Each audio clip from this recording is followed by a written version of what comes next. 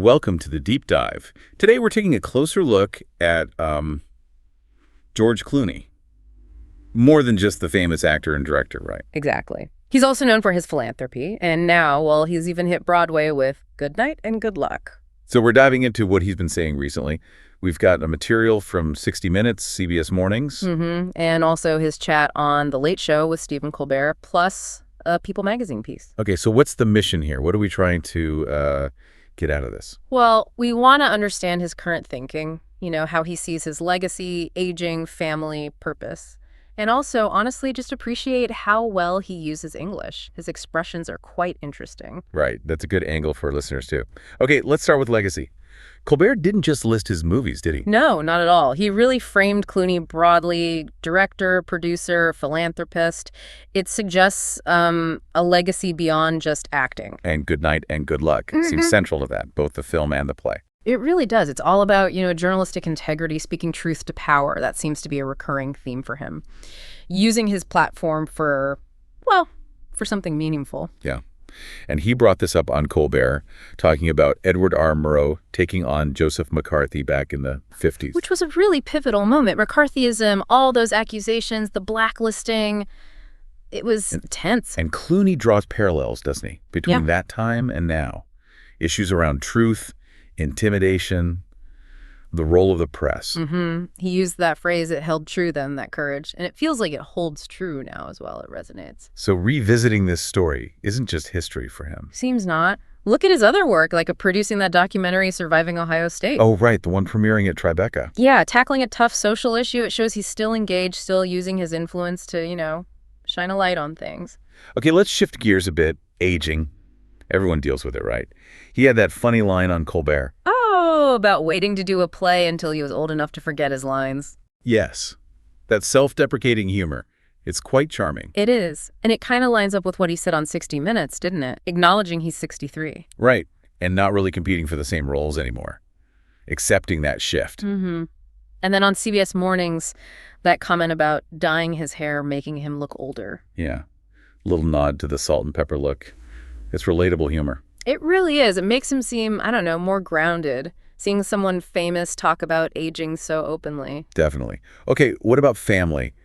You can almost hear the shift in tone when he talks about his twins, Alexander and Ella. Oh, absolutely. 7 years old now. And he mentioned, I think, in People and on CBS, how different they are. Which every parent gets. Yeah. The completely different personalities in your own kids. Totally. And I like that story he told Colbert about teaching his son chess. The life lesson. Shake the guy's hand, say good game, I'll get you next time. Exactly. Simple, but it says a lot about sportsmanship, resilience, the values he's passing on. And his comments about Amal, his wife, on CBS Mornings were just so warm. Yeah. He really seems incredibly happy. Using that phrase, hit the jackpot. Yeah, that says it all, doesn't it?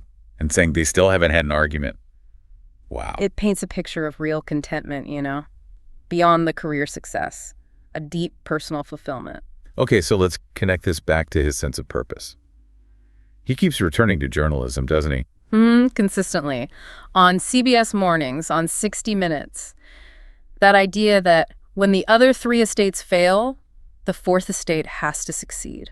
It's clearly a core conviction for him, not just a talking point. No, it feels deeply held, and it links right back to Good Night and Good Luck, obviously. Yeah. That belief in the media's responsibility. He's also quite outspoken politically. He mentioned writing that essay about President Biden. Right, on 60 Minutes. And making it clear his job isn't to please the president, but to tell the truth when he can. That definitely shows he doesn't stand on ceremony, as they put it. He's willing to make waves. Yeah, he seems to feel a responsibility to weigh in on things that matter, even if it's unpopular sometimes. And that reflection on the montage in the play, the frog in the water thing he mentioned on CBS Mornings, that stuck with me. Oh, definitely. That analogy about how society can just slowly, almost imperceptibly shift towards something negative. Yeah, and his worry about cruelty becoming sort of normalized, he called it a parable for today. It was quite jarring to me, actually. Me too. It really throws me a little bit. It's a powerful, unsettling image about complacency. Okay, this is a perfect spot to pivot.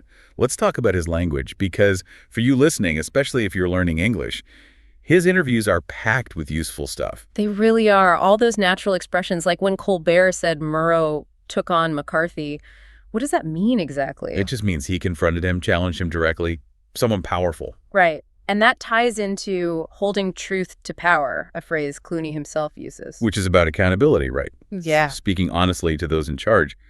We also heard held true. Meaning it was valid then, and it's still valid now. And holding people's feet to the fire. Making them answer for things. Being accountable. Okay. And make waves.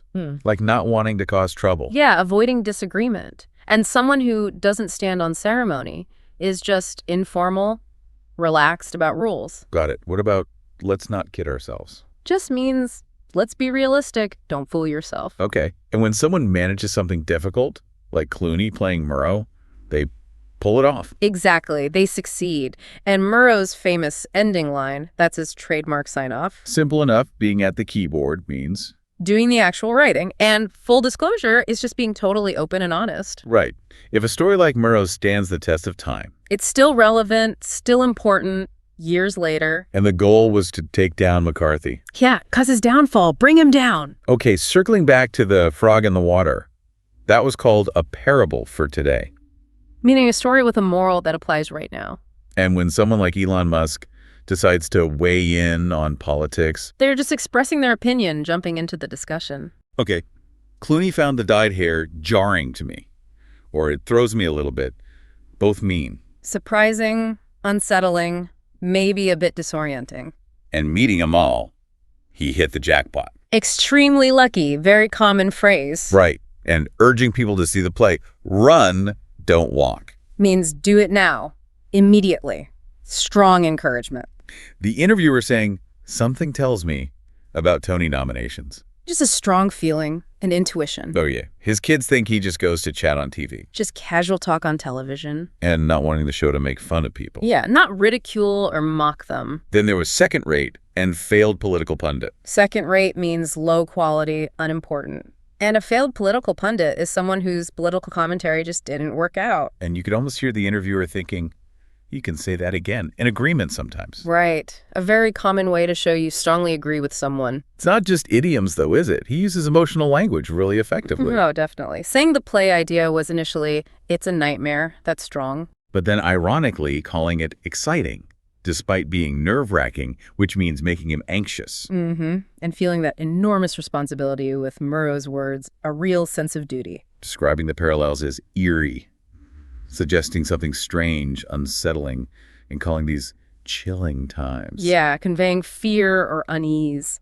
And the fight for press freedom, a fight that is for the ages, shows its importance. And just exclaiming, for God's sakes. Yeah. You feel the frustration or exasperation there? Absolutely. Then in the People article, time away from family, that stuff kills me. Strong negative emotion. But then pure joy. Couldn't be happier. Yeah. More surprised at how happy I am. You really believe him, and calling this a really great time in life, his kids at a pretty great age. Just contentment. Describing the kids as really curious and funny. They make us laugh. It's lovely. And Amal, an incredible woman. He feels like the luckiest man in the world. Deep admiration and gratitude. He uses simple words like cool and fun, too. And that line about Broadway being tricky the older you get, but why not? Yeah, acknowledging the challenge, but still having that positive go-for-it attitude. And the amazing thing is, these expressions just flow. They don't sound stuck in. Not at all. It's just how fluent, natural English sounds. Which brings us to why he's such a good model for learners. Right, that calm, measured delivery he has. Yeah. Even talking about serious stuff. Yeah, and the wit, the humor. He makes points effectively without being, aggressive. It's very engaging. Plus, he's just easy to understand. Clear articulation, natural pace. And using analogies like the frog in the water to explain big ideas simply, that's great communication. Absolutely. So if you're learning English, really listening to how he talks, how he weaves in these phrases, it's incredibly helpful. It really is. It shows you how idioms and feelings become part of the conversation, adding meaning. Okay, so wrapping up our deep dive, we've seen George Clooney reflecting on his legacy, very much tied to truth and journalism.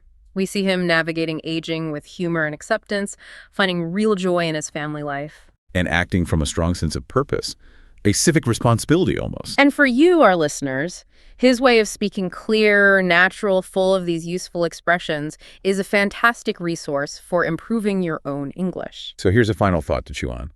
Think about how Clooney manages that balance, the huge career, being a father, being an advocate. And how does that calm way he speaks help him get his message across? Which specific phrases or techniques really stood out to you? Something to think about.